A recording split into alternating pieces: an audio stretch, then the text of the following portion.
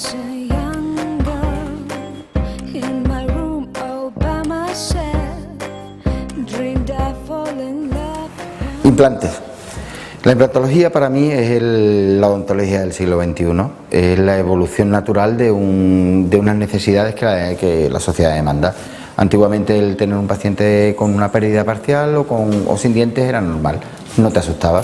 Antiguamente la gente pues era capaz de aceptar el no llevar dientes o llevar un aparato de equitipón. Hoy en día la sociedad nos demanda otras cosas, nos demanda pues una función y una estética. ¿Cuál ha sido, digamos, la respuesta de la medicina a esa demanda? La implantología. Los implantes no son ni más ni menos que un tornillo que nosotros metemos en el hueso, que viene a ser, digamos, la restitución del órgano que perdemos, que es la raíz. La raíz del diente, que es un tornillo de titanio.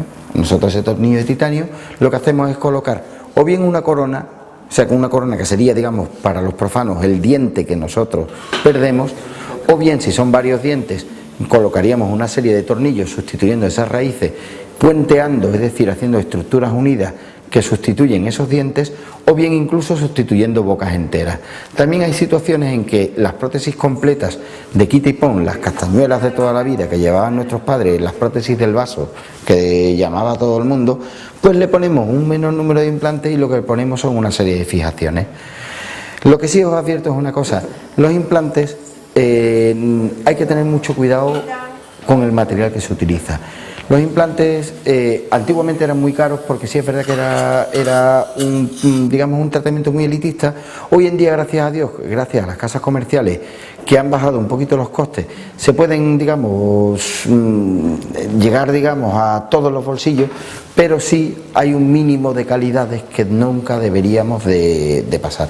Tened mucho cuidado con los implantes que os ponen, porque hay una serie de implantes low cost que no, o bien os nos engañan, o sea, os engañan, no os dicen toda la verdad del coste final del tratamiento, o el implante que os están poniendo no es el correcto, o la persona que os lo pone no es la persona capacitada. Pero sí es verdad una cosa: para mí la implantología es el milagro del siglo XXI en la odontología.